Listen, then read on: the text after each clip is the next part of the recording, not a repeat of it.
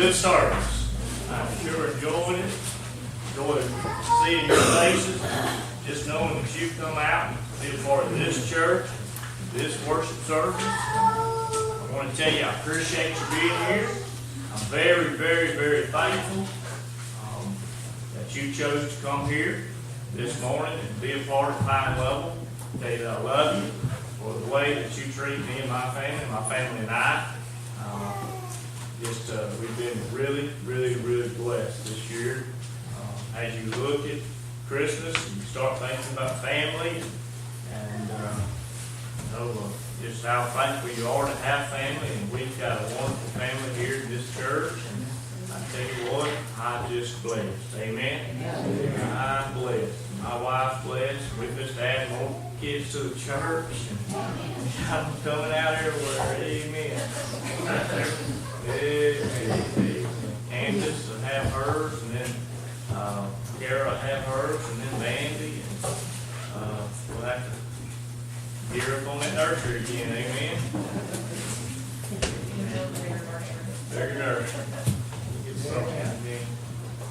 It's a blessing to knock down walls. Amen. Let's turn to Hebrews chapter 11 this morning. Just for the time that this service is taking, it's a little bit longer than most services. I only got about 15 minutes left before 12 o'clock, which I've never tried to get done at 12. I just try to get pretty close. But I am going to kind of narrow things down a little bit, not in the sermon, but in some of the reading. I intended on reading the whole chapter 11 and part of chapter 12, but we'll go through some verses that I'm going to preach through, and we'll read those, and we'll follow with me. We'll have prayer, and then we'll get into the sermon. Chapter 11, I want to read verse 1. I feel it's real important. Let's read verse 1 and 2. It says, "Now faith is the substance of things hoped for, the evidence of things not seen. For it's by the elders obtained a good report. By their faith they received a good report because of the faith that they had." And their faith was the substance of things hoped for.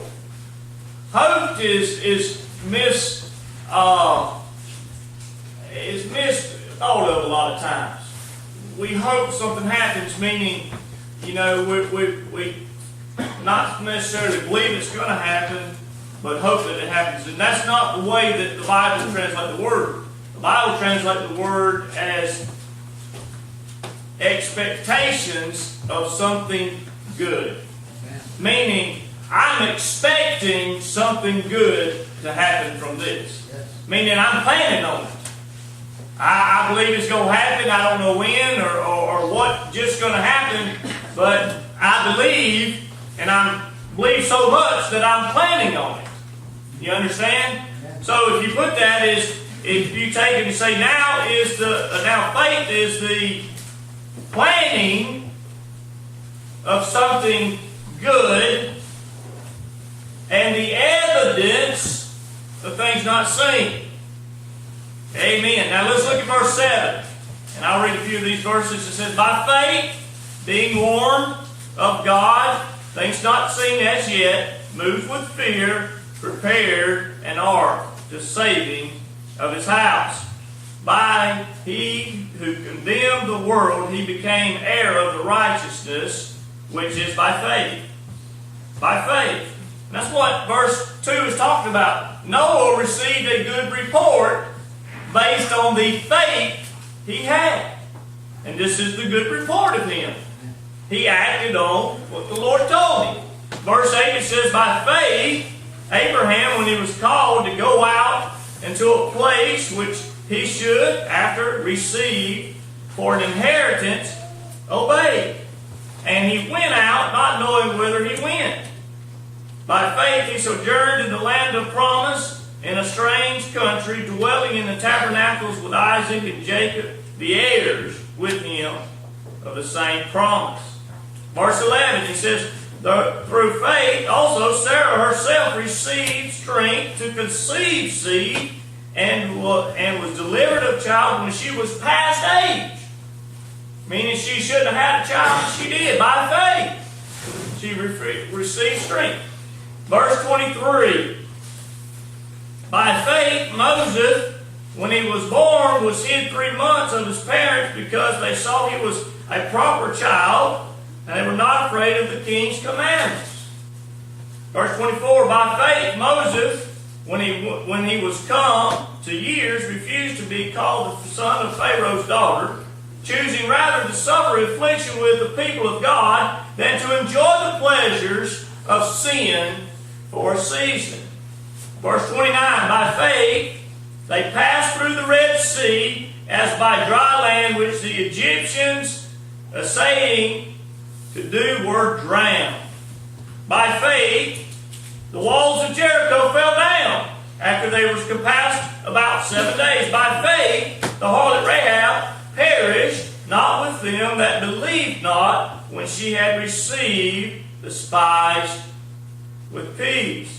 Chapter 12, verse 1 says, wherefore seeing we also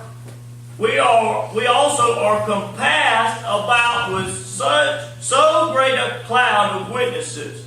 Wherefore seeing we are also compassed about with so great a cloud of witnesses, let us lay aside every weight and sin which does so easily beset us, and let us run with patience a race that is set before us, looking unto Jesus, the author and finisher of our faith, who for the joy that was set before him endured the cross, despising the shame, and is set down at the right hand of the throne of God. For consider him that endures such contradiction of sinners against himself, lest you be wearied and faint in your minds. Let us pray.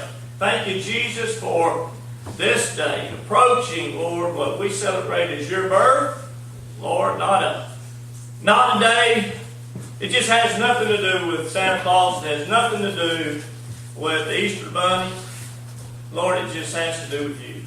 We celebrate your birth. Lord, the decision made by God to have you born of a virgin in this land, in this world. Lord, to live an example life of no sin, a life of a Messiah, a life of a Savior. And then, Lord, to endure the cross, the sacrifice of your life for my sins, for their sins.